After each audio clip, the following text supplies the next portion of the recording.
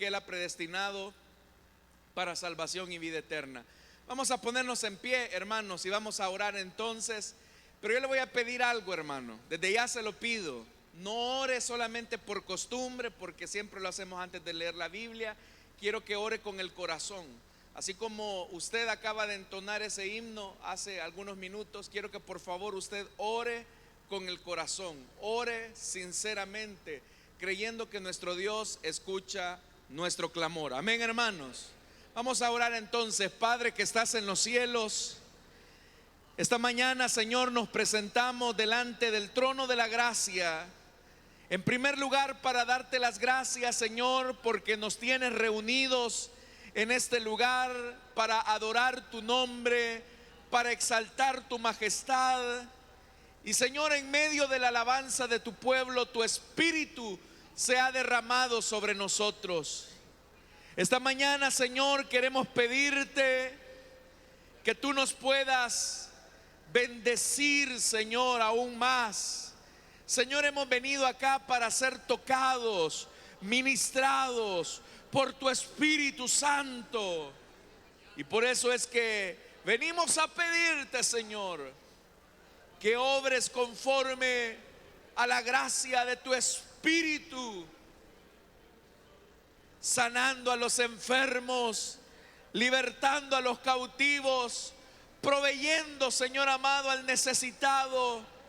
Mira cuántas necesidades hay en medio de tu pueblo que ha enviado estas peticiones de oración hasta este lugar.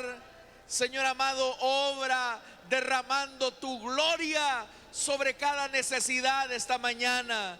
Queremos pedirte, Señor, que cualquiera sea la necesidad, tú puedas obrar de manera sobrenatural, como lo puedes hacer, Señor.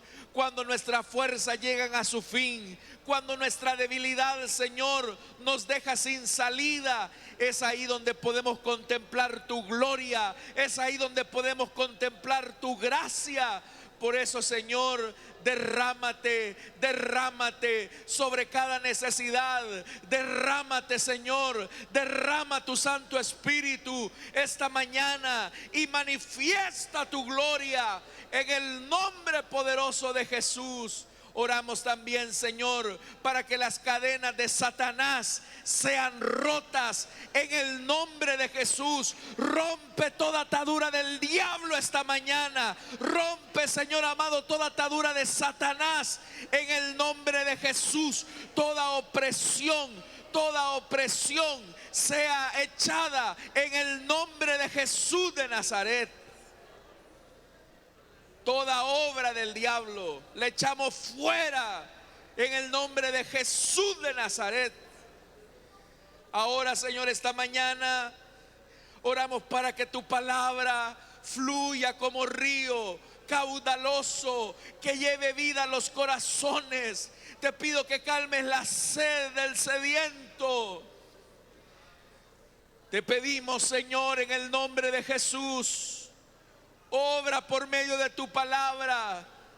Abre la vista a los ciegos espirituales. Levanta los tullidos del alma por medio de tu palabra.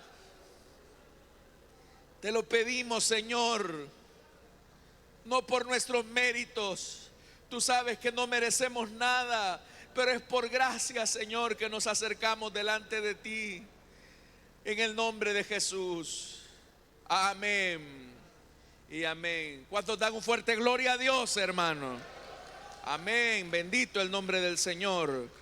Vamos a abrir la Biblia, hermanos, en el Evangelio de Mateo, capítulo 16. Mateo capítulo 16. Y vamos a leer a partir del versículo 21. Nos dice así la palabra de Dios en Mateo capítulo 16, versículo 21.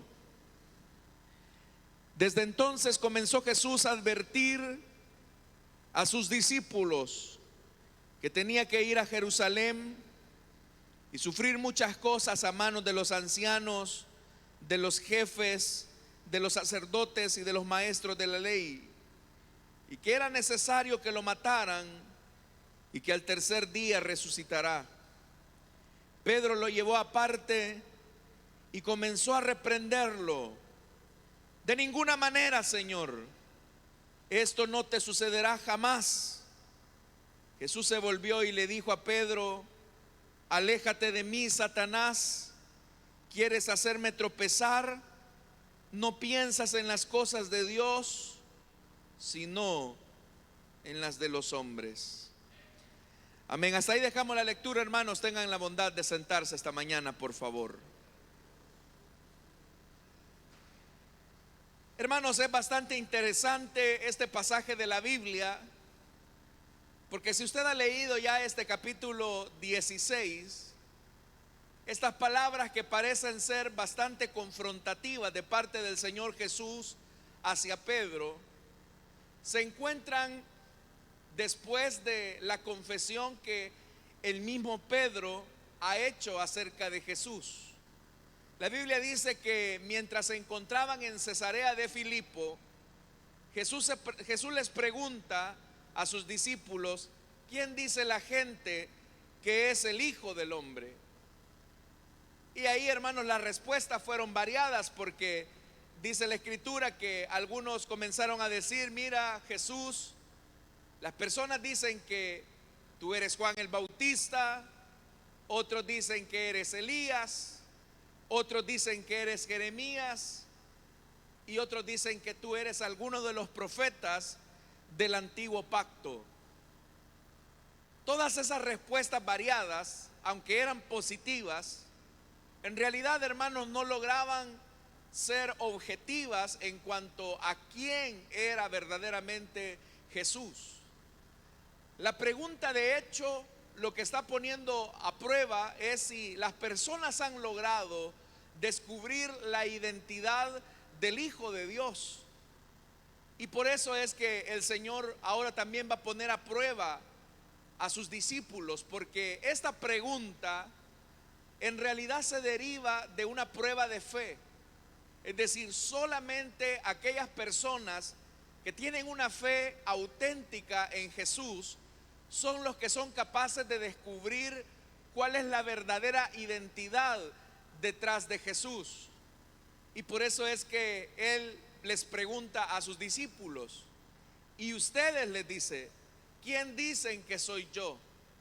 Y vemos ahí, hermanos, cómo la fe de Pedro se despierta de una manera que uno podría decir que es una fe osada, es una fe intrépida, es una fe valerosa, porque recuerde que la pregunta que Jesús estaba haciendo, la estaba haciendo en Cesarea de Filipo, es decir, una región, un territorio que estaba dedicado en honor al emperador. Pero Pedro, hermano, sin ningún tipo de ambagaje, él responde y categóricamente dice: tú eres el Cristo, el Hijo del Dios viviente. Y dice la Biblia que Pedro lo afirmó, es decir, fue una afirmación categórica. Esa respuesta de Pedro, que en realidad logró descubrir la identidad de Jesús, es la que recibe un elogio de parte del maestro. En realidad, hermanos, a muy pocas personas el Señor Jesús les hizo algún tipo de elogio, pero ahora Pedro va más allá y les dice a Pedro: mira, Pedro, tú eres dichoso o bienaventurado, porque esto que acabas de decir no te lo reveló ningún mortal, sino mi Padre que está en los cielos.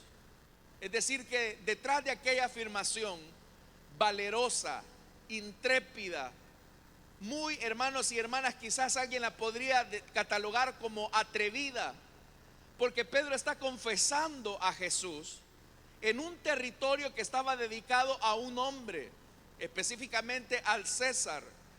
Pedro lo que estaba diciendo era: mira, Jesús, la gente pagana del imperio ha dedicado este territorio al emperador, y este sería el peor lugar para declarar que otra persona que no sea César es el emperador, o es el Hijo de Dios, o es el Cristo.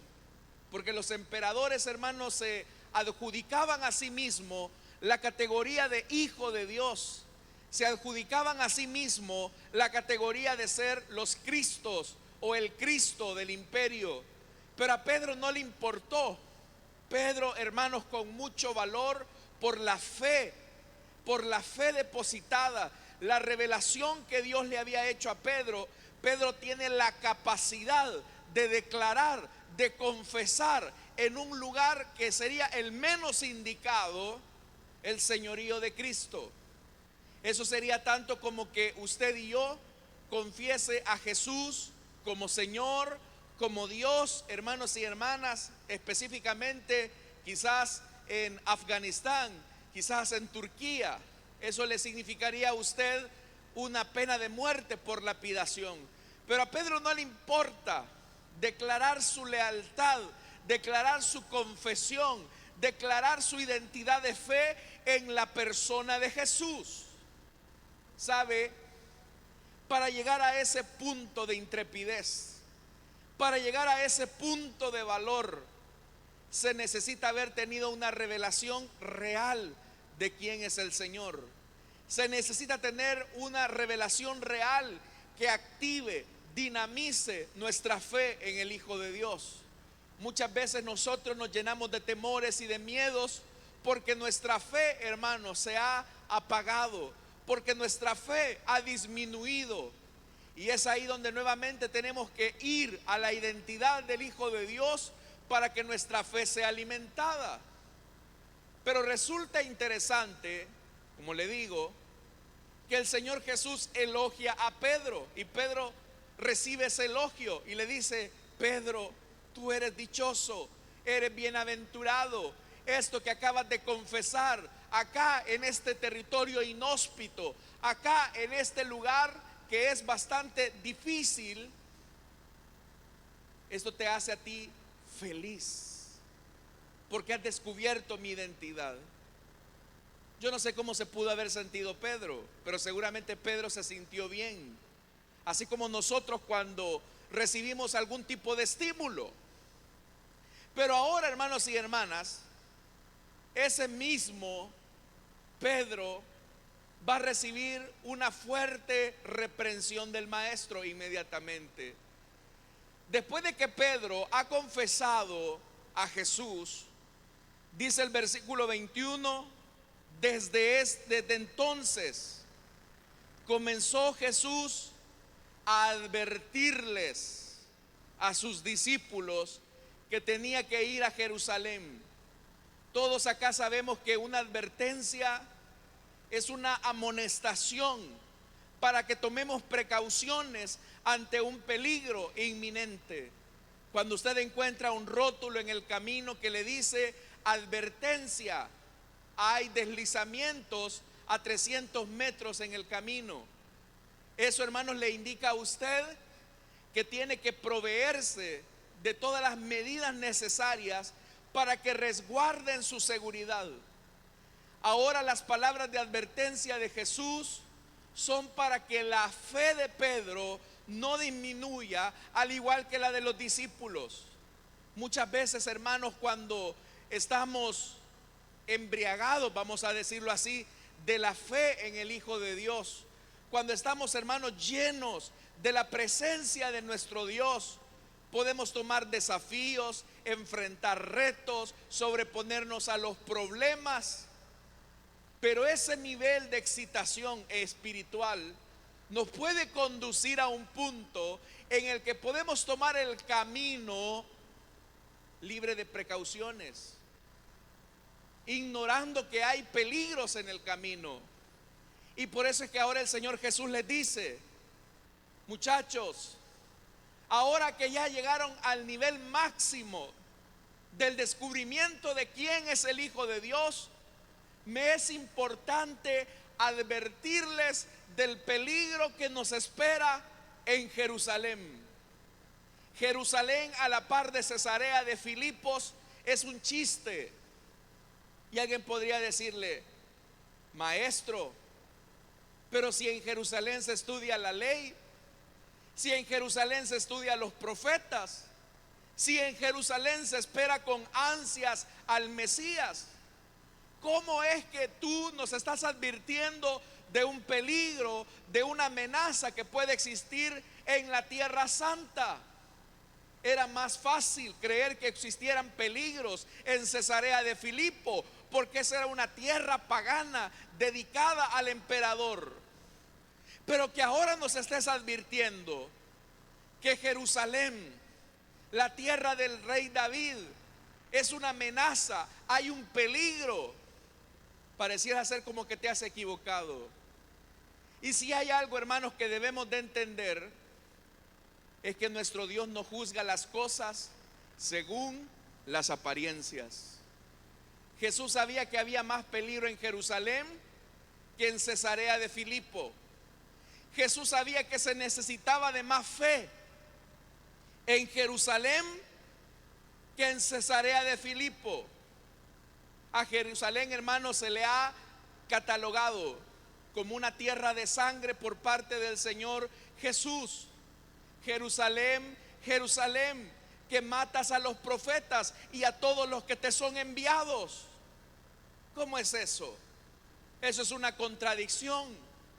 Porque la tierra que debería de amar al Señor, la tierra que debería de amar la revelación de Dios, la tierra que debería de amar a las Escrituras, la tierra donde se apostaba el templo, resulta ser que es una tierra de amenaza, es una tierra de peligro para todos aquellos que tienen fe en el Hijo de Dios. Esto a nosotros nos debe de decir algo ya. Porque el camino del Evangelio es un camino que no es recto. Es un camino, hermanos, que tiene sus peligros. Y que debemos entonces nosotros tomar todas las precauciones del caso. Y vea que el primero que comienza a advertir a los discípulos de lo que se van a enfrentar en Jerusalén es el mismo Señor. Igualmente yo quiero hacerle a usted una advertencia. Quiero hacerle a usted una advertencia de lo que significa caminar en el camino del Evangelio. En primer lugar, quiero decirle que la gente que nos reunimos en este lugar no somos gente perfecta. Los que venimos a este lugar no somos gente perfecta, pero seguimos a un Dios perfecto. Seguimos a un Dios que nos está perfeccionando. Quiero decirle que en este lugar, en esta hora, tenemos trigo, pero también hay cizaña. Y la cizaña se parece mucho al trigo. Y usted se puede desalentar al ver la cizaña, al ver la naturaleza de la cizaña. Y como la cizaña se parece bastante al trigo, usted se puede deprimir, usted se puede frustrar. Y por eso es que vemos personas que dicen, y dice que es cristiano, y dicen que es cristiana, y tiene privilegios, y mire cómo se comporta, y mire cómo habla, y mire cómo se conduce. Usted en este lugar puede encontrar personas que le decepcionen. Hace 8 días, hermano, le voy a contar, hace 8 días me llama una hermana por teléfono y me dice: pastor, me dice, no sabe si en la iglesia hay cámaras de vigilancia, me dice. Yo le digo: hermana, fíjese que no le puedo decir, le dije. Es que mire, me dijo, estábamos ahí en el parqueo con mi esposo y estábamos en la jornada de salud mental. Y yo hago la gracia, me dijo, de poner mi teléfono celular y el de mi esposo en una mesa, y solo me di una media vuelta para saludar a alguien, me dice, y a la vuelta fue en cuestión de segundos, los teléfonos se habían desaparecido, hermano. Así que vea al que tiene a su lado, no, agarre bien la cartera, porque los pecadores están viniendo a la iglesia, hermano. Pero acá en este sitio, usted se puede llevar decepciones, usted se puede deprimir, porque los que estamos acá no somos perfectos, no somos modelos acabados. Quiero decirle que también donde hay trigo hay cizaña. Y acá es donde debemos de advertirle que nuestra mirada no debe de estar en ningún hombre ni en ninguna iglesia, sino que nuestra mirada debe de estar apostada en el blanco perfecto que es Jesucristo, el Hijo de Dios. Dicen amén, hermanos.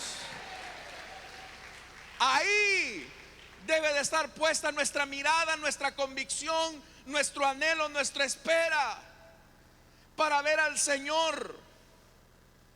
Y por eso es que ahora Jesús les advierte y les dice que Él tenía que ir a Jerusalén. Pero ¿por qué eso va a ser una advertencia? Si allá en Jerusalén esperan ansiosamente al Mesías, si allá en Jerusalén la expectativa es que se inaugure la era mesiánica. Pero vea la advertencia. Desde entonces Jesús comenzó a advertirle a sus discípulos que tenía que ir a Jerusalén. ¿Y para qué? ¿Para que le entregaran las llaves de la ciudad?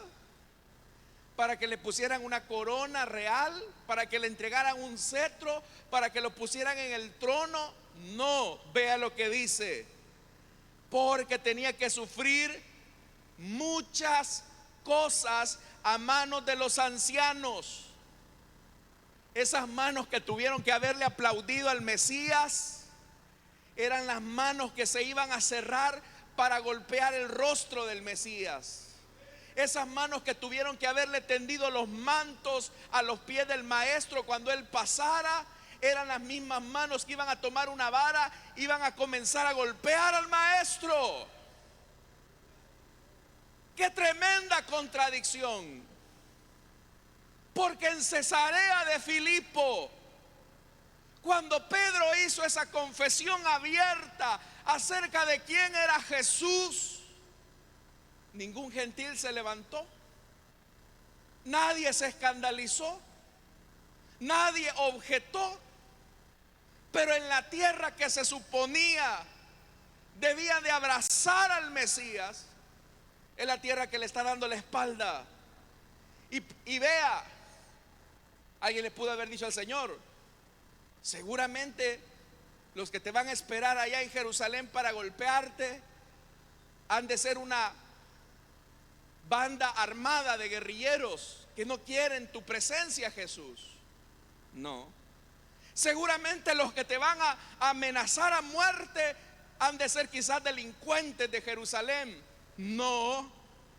Seguramente los que te van a hacer imposible tu ascenso al trono, tu reconocimiento real, ha de ser seguramente alguna guardia romana, algún centurión. No, quienes le van a causar dolor, quienes le van a dar la espalda al maestro, vea quiénes son, verso 21, son los ancianos. Los ancianos son representados por la sabiduría. Es que el que llegaba a ser anciano del pueblo era porque se le consideraba una persona sabia. ¿Cómo es que ahora los que son considerados sabios se van a comportar de manera insensata frente a Jesús? Es una contradicción. Como contradicción es que Jerusalén, la ciudad de David, que debía de recibir al maestro, es la ciudad que le ha dado la espalda a Jesús. Los primeros que debieron de haber detectado la identidad del maestro tuvieron que haber sido los ancianos. Pero los ancianos, que se suponía tenían sabiduría porque conocían la ley de Dios, son los primeros que van a comenzar a dar planes de muerte. ¿Cómo es eso? ¿Cómo es que una persona que conoce la Torá, que conoce la ley de Dios, ahora se está colocando como piedra de tropiezo para los ignorantes? Y no solamente eso, dice que va a sufrir muchas cosas a manos de los jefes de los sacerdotes. Ni siquiera eran los sacerdotes, la generalidad de los sacerdotes, no, son los jefes, son los caudillos, son los líderes los que estaban al frente del templo, los que dirigían los asuntos espirituales de la nación. Son ellos los que van a hacer sufrir al maestro. ¿Y no acaso los sacerdotes debían de buscar la reconciliación entre Dios y los hombres? ¿No eran acaso los sacerdotes los que debían de mediar entre Dios y los hombres? Pero ¿por qué ahora estos sacerdotes son los que van a matar al que es el camino de reconciliación entre Dios y los hombres? Es una contradicción, es un escándalo. Sigamos avanzando. Dice que tenía que sufrir muchas cosas a manos de los maestros de la ley. ¿No eran acaso los maestros de la ley los que tenían el testimonio de las escrituras para identificar verdaderamente al Mesías? ¿Acaso no ellos conocían Isaías 53, donde se nos describe acerca del siervo sufriente? Donde se nos habla que, hermanos y hermanas, él fue llevado como cordero al matadero y frente a sus trasquiladores no dijo palabra, sino que enmudeció. Ellos no debieron de haber identificado que Emanuel estaba en medio de ellos y decir: oigan, el Mesías ya camina en nuestras calles, ya transita. Pero ¿sabe qué es lo que hacen ahora ellos? Que cuando lo identifican, lo quieren matar. Entonces la advertencia de Jesús hacia sus discípulos es: al llegar a Jerusalén, no se sorprendan porque hayan tropiezos. Al llegar a Jerusalén, no se escandalicen, porque quienes deberían de tener una actitud y un comportamiento adecuado frente al maestro son los que le están dando la espalda. Quiero decirle algo: si al llegar a este lugar usted se ha decepcionado de algún hermano o alguna hermana, si al llegar a este lugar usted se ha entristecido por el mal testimonio de algunos pocos, quiero decirle que eso en ninguna manera anula la verdad que Dios está en medio nuestro. Porque aún detrás de las cosas malas, Jesús dijo: es necesario que hayan tropiezos, pero ay de aquel por quien el mundo tropieza. Ay de aquel quien sea tropezadero para uno de mis pequeños. Usted tiene dos caminos. Y es que al llegar a este lugar usted diga: yo pensé que la iglesia era diferente. Yo pensé que aquí en la iglesia habían cosas distintas. Las personas se amaban, pero me doy cuenta que hay gente que no se lleva. Yo pensé que las personas que venían a las congregaciones eran personas que tenían un buen testimonio, pero me estoy dando cuenta que este hermano diácono aquí en la iglesia es una cosa, allá en su trabajo, allá en su hogar es otro. Y usted se puede decepcionar, usted se puede deprimir y decir: yo ya no sigo. Por eso es que yo le dije al principio: nuestra mirada no debe de estar en ningún hombre. Nuestra mirada debe de ser puesta en el Señor. Cualquier hombre de esta tierra nos puede defraudar, y es más, hasta usted mismo puede defraudar a las personas, no se equivoque. Pero si hay uno que nunca defrauda, ese es el Señor Jesucristo. En Él hay que poner entonces nuestra esperanza y nuestra fe.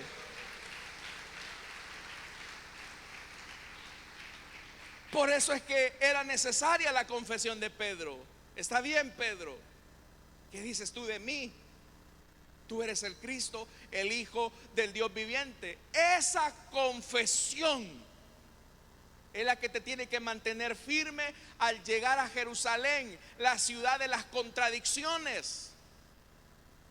Pero vea, Jesús dice, y esto es necesario, dice, que lo mataran y que al tercer día resucitará. Detrás de esa contradicción, Dios va a especificar un momento de gloria. Detrás de esa contradicción, el Señor va a revelar su gloria, porque por medio de ese sacrificio hay salvación para los que creen en Él. Significa que Dios puede sacar lo mejor de lo peor. Dios puede sacar, hermanos, la gran ventaja de aquello que parecía un gran fracaso. Porque si hay algo en lo que tú tienes que enfocarte, es que si bien es cierto, en las iglesias muchas veces hay gente que no está en lo que tiene que estar, que tiene una vida inmoral, que tiene una vida doble. Pero si tú ya vistes eso, tú no seas más de esos. El mal ejemplo debe de estimularte a ti a tener una vida distinta, a sacarle ventaja a aquello que es desventajoso. Pero mira, hermano, el mismo Pedro que había actuado con valentía, el mismo Pedro que había declarado firmemente quién era Jesús, dice en el versículo 22, lo llevó aparte y comenzó, es decir, es atrevido, hermano, y comenzó a reprenderlo. ¿Y desde cuándo los patos disparan a las escopetas, hermano? Pedro queriendo reprender al Señor, Pedro queriendo amonestar al Señor, Señor, ¿y por qué las cosas tienen que ser así? Y muchas veces nosotros, hermanos, aunque parezca extraño, porque esto no es solamente algo de Pedro, muchas veces nosotros, hermanos, también queremos reprender a Dios acerca de la iglesia. Muchas veces nos quejamos y decimos, Señor, ¿y por qué en la iglesia no hay tanto amor? ¿Por qué en la iglesia donde debería de haber unidad es donde hay más división? Como que queremos culpar a Dios del pecado humano. Queremos culpar al Señor de los fracasos humanos. Hermanos, como lo dice el apóstol Pablo en su carta a los romanos, que Israel haya fracasado en su fe en ningún momento anula el testimonio de Dios. Que Israel no haya sido perfecto como Dios esperaba no significa que Dios haya fracasado.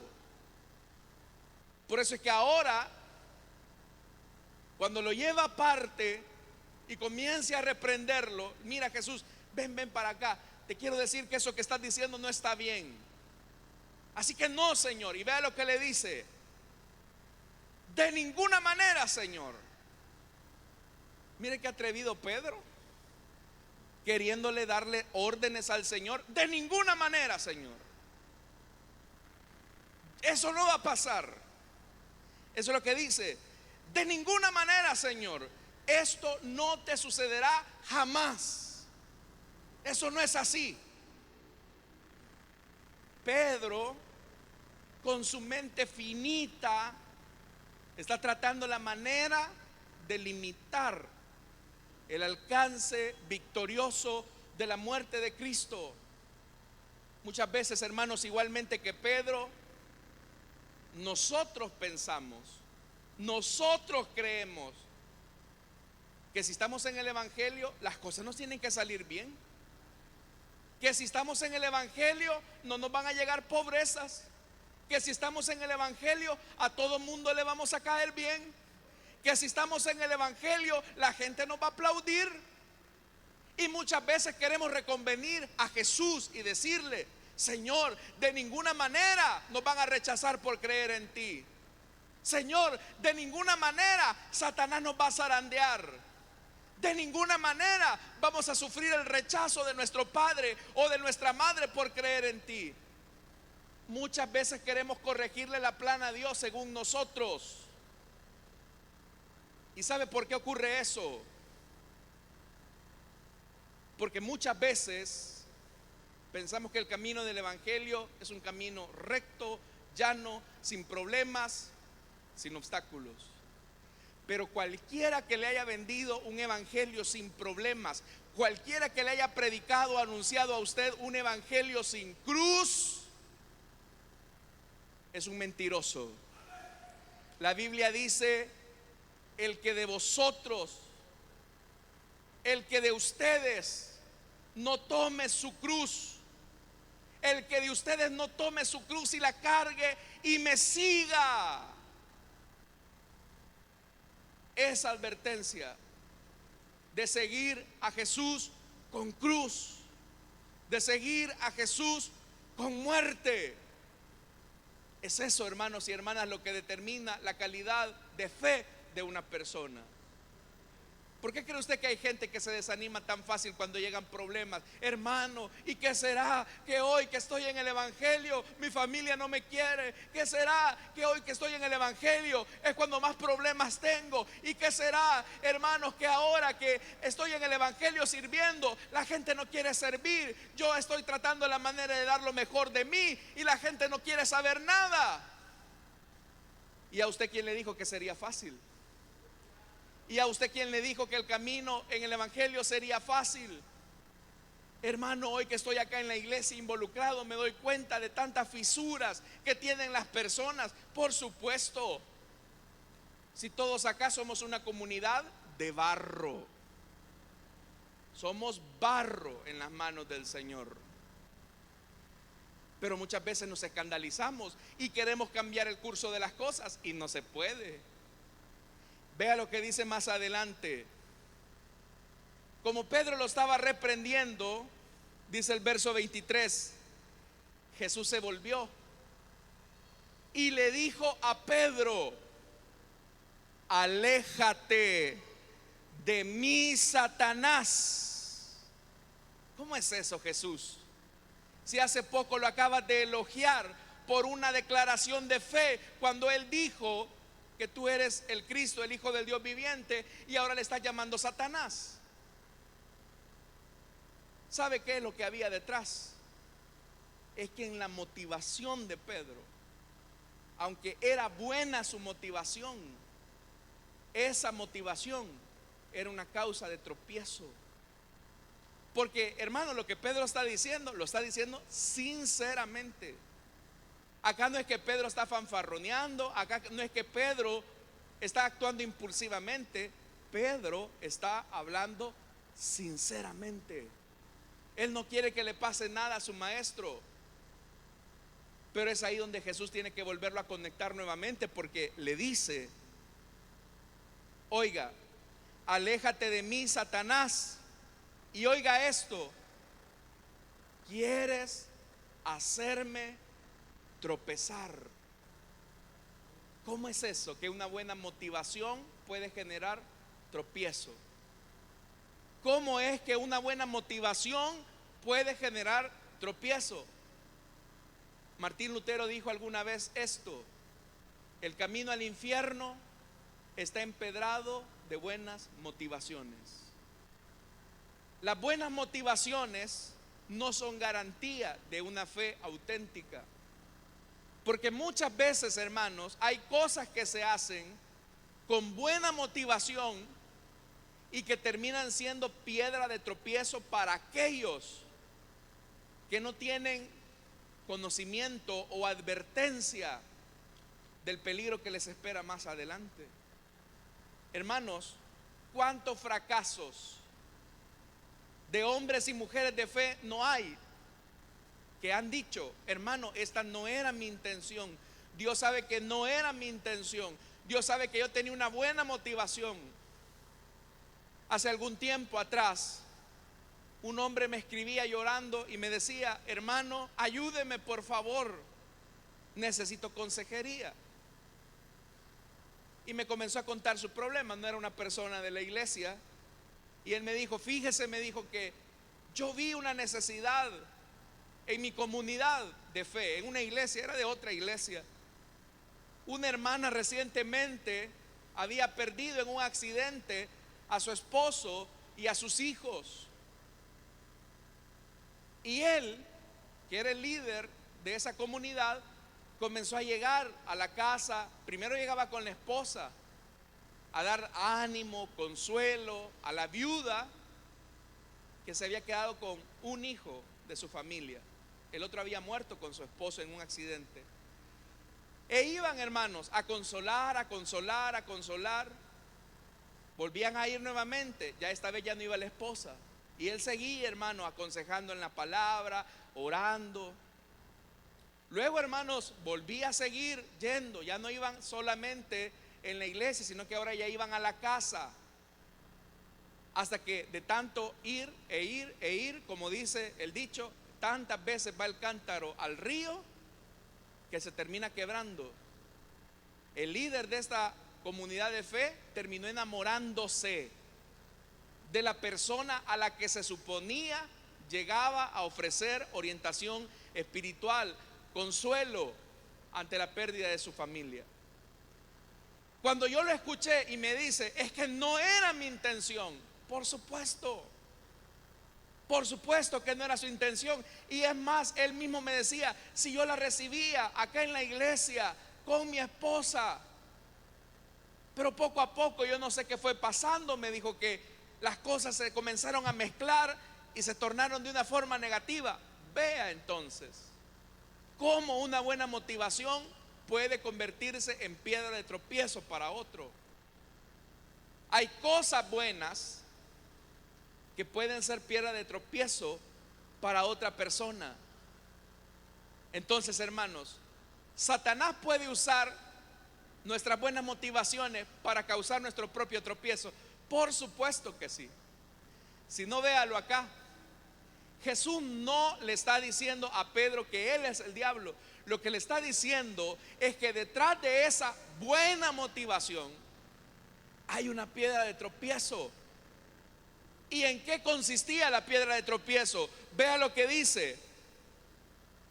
Tu motivación, dice, verso 23, no piensas en las cosas de Dios, sino que piensas en las cosas de los hombres. La advertencia que yo les estoy dando a ustedes ahorita que vamos hacia Jerusalén no es evitar el peligro, no es evitar la muerte, sino que mi advertencia es que ante esas circunstancias difíciles ustedes puedan tener una fe firme que se ampare en la convicción, en la confesión que han declarado, que yo soy el Cristo, el Hijo del Dios viviente. Jesús lo dijo, hermanos, en el mundo tendréis felicidad, paz y amor. ¿Eso dijo Jesús? No, ¿verdad? En el mundo van a nadar en dinero y todo lo que hagan les va a salir bien. ¿Eso dijo Jesús? Jesús también en el camino nos advierte, en el mundo tendréis aflicción. Jesús, ¿y por qué no nos evita la aflicción? Porque en medio de la aflicción y en medio de la prueba, tú vas a poder experimentar mi presencia todos los días de tu vida hasta el fin del mundo. Amén, hermanos.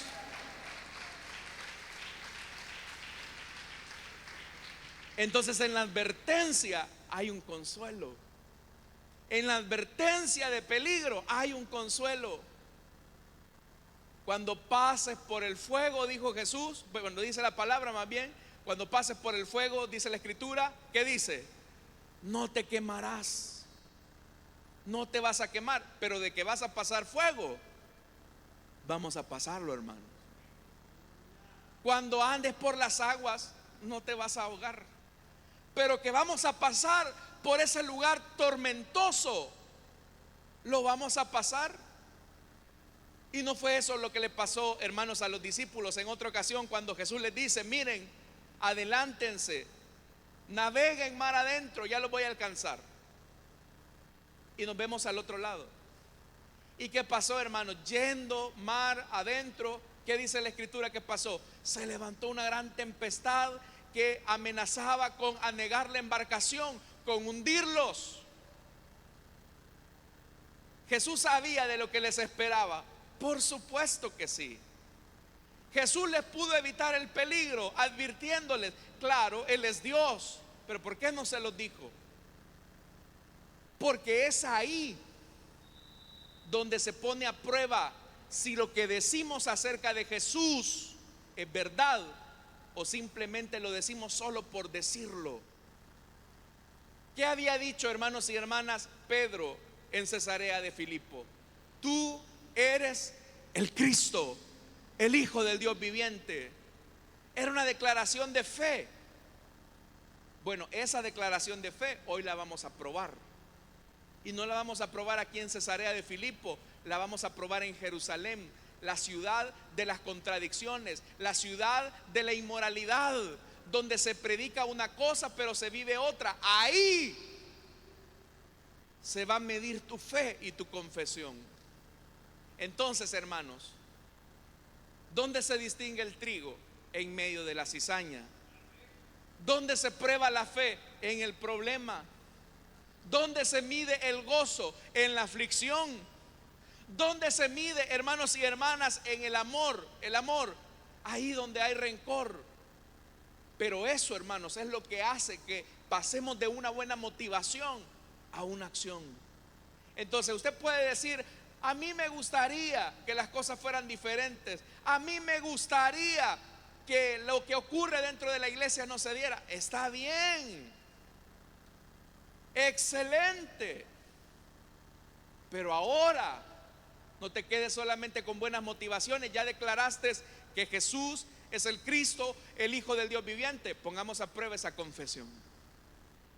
Pongamos a prueba esa confesión en Jerusalén, la ciudad de las contradicciones, en Jerusalén, la ciudad inmoral. Ok, yo les pregunto a ustedes: ¿cuántos sabemos que Cristo es el Señor de nuestras vidas, hermano? ¿De verdad Jesús es el Señor de su vida? Bueno, pongamos a prueba esa confesión en medio del problema, en medio de la tribulación, en medio de la enfermedad, en medio de la pérdida, en medio de la escasez. Pongamos a prueba ahí su confesión. Y si usted me dice: no, es que yo pensé que esto de estar en el Evangelio era una vida libre de problemas. No, no es cierto, mi estimado. Aquí hay conflictos, aquí hay pruebas, aquí hay dificultades. Pero quiero decirle algo: siempre que hay muerte, al tercer día, ¿qué hay? Hay resurrección. Entonces, si en este momento tenemos que enfrentar un momento difícil y las voces nos dicen: ¿para qué estás en la iglesia si es cuando más mal te va? Recuerde su confesión: Cristo es mi Señor y yo voy a permanecer acá hasta el último día de mi vida. Mira, pero es que sos cristiano es cuando más mal te va. Ya te quitaron el empleo, estás enfermo, has tenido pérdidas. No importa, el Señor es mi sustentador, el Señor es mi pastor, nada me faltará. Mi confianza está puesta en Él. Ahí es donde la buena motivación se prueba y nuestra motivación no se convierte en tropiezo. Que Dios nos ayude entonces. Vamos a orar, hermanos, vamos a cerrar nuestros ojos. Esta mañana, rápidamente, si hay alguna persona en este lugar que desea pasar de las buenas motivaciones a una fe concreta, es decir, entregarle su vida a Cristo, le invito para que en el lugar donde está se ponga en pie. Vamos a orar por usted.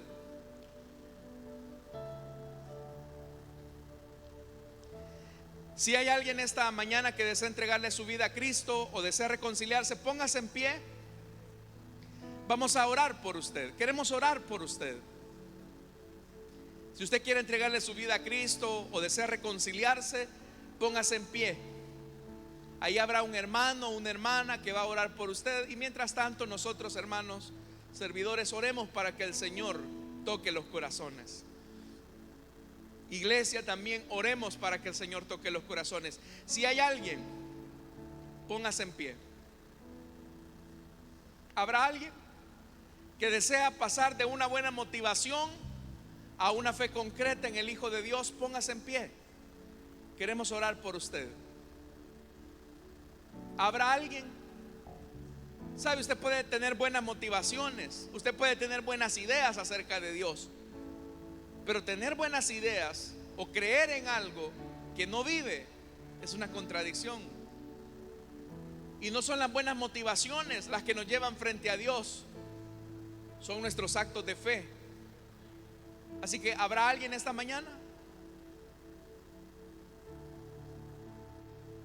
Vamos a orar entonces, hermanos, para que el Señor nos ayude a pasar de las buenas motivaciones a una fe real. Padre que estás en los cielos, gracias te damos, Señor, por tu palabra. Señor, perdónanos si las buenas motivaciones han sido piedra de tropiezo. Perdónanos, Señor, cuando hemos fracasado porque solamente nos hemos estancado en las buenas motivaciones, en aquello que queremos controlar. Pero muchas veces nuestra confesión de fe necesita nuestra Jerusalén. Nuestra confesión de Cesarea de Filipo necesita nuestra Jerusalén, donde nuestra confesión será probada, donde nuestra fe será probada.